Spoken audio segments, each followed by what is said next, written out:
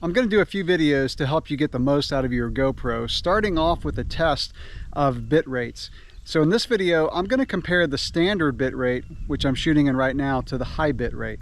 So the high bit rate, from my experience, I have not seen too much of a difference, especially when I upload it to YouTube.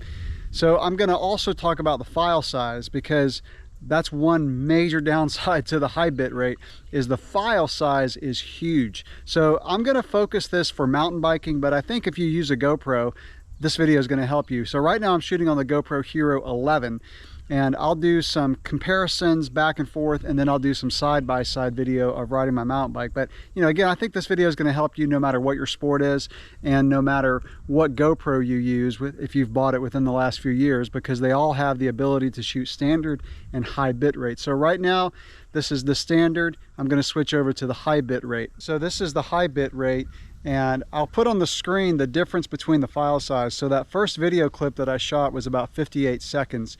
And I'll do 58 seconds here and let you know the file size, because there's a massive amount of difference in the file size. So obviously the high bit rate takes up a lot more storage space. So your SD card is going to store a lot less. And also, if you have an older computer, it might not be able to edit very well with the high bit rate. So it may overpower your computer. Now, if you have a more modern computer, I don't think that's really an issue.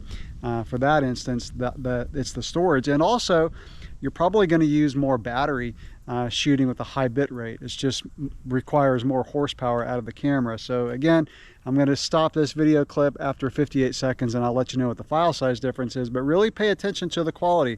Standing in the exact same spot, I'm also shooting natural color. So that's the high bit rate. All right, now some ride-along comparison, and I'm back over to the standard bit rate, and I've switched the GoPro Hero 11 over to Super View, which is my preferred view for riding. Also, I'm shooting 5K 30 frames per second. So again, this is standard bit rate. Now let's switch over to the high bit rate. Let me know if you notice any difference in the quality. Okay, now to high bit rate. Still 5K, 5.3K to be exact, 30 frames a second, natural color, GoPro Hero 11. The only difference we're making is in the bit rate setting. Coming up here, I'll do some side-by-side video. I'll repeat the same section of trail. Try to keep the speed the same. We're only using one camera for this test. I don't want there to be any difference between cameras or anything like that. The only difference I want to show in the video is the difference between the bitrate settings. All right, let's do a side-by-side comparison with the same section of trail. Okay, so again, same section of trail. I've got standard bitrate on the left, high bitrate on the right. Do you notice any difference in quality? Especially uploaded to YouTube, right? Social media. Is it worth shooting high bit rate? Taking up all that storage on your SD card and then on your computer? Still shooting Super View.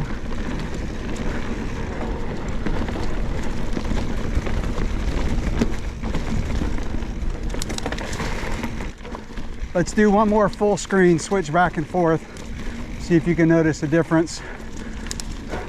So this is standard bit rate, and switching over to high bit rate. Again, I just want to do a full screen comparison to kind of see if there's a difference. And back over to standard bit rate. Again, standard bit rate.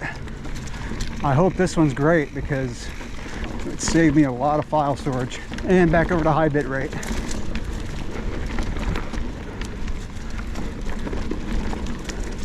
Still 5.3K 30, which is my preferred setting for mountain biking.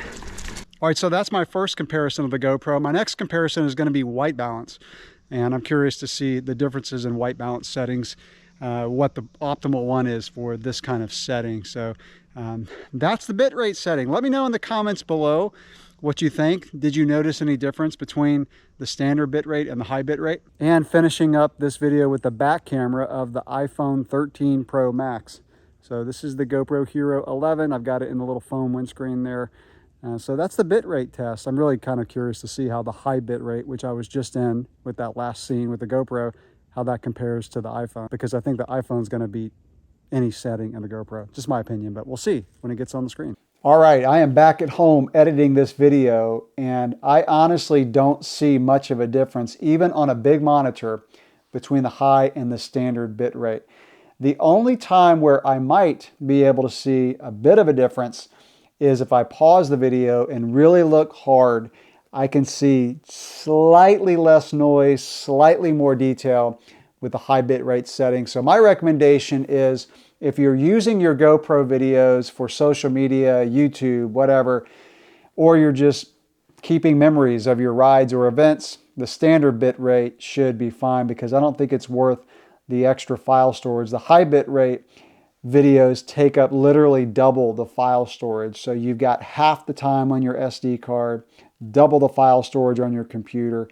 The only time that I recommend using the high bitrate setting, based on what I've learned through this process, is if you're going to put your videos on a very large 4K TV and you want the best clarity, use the high bitrate. Also, if you're going to be grabbing photos from your videos and you want the best quality photos, especially if you're going to blow them up, then the high bitrate setting is going to be better off. But for any other application, I think the standard bitrate is just fine. It's what I'm going to use for most of my videos.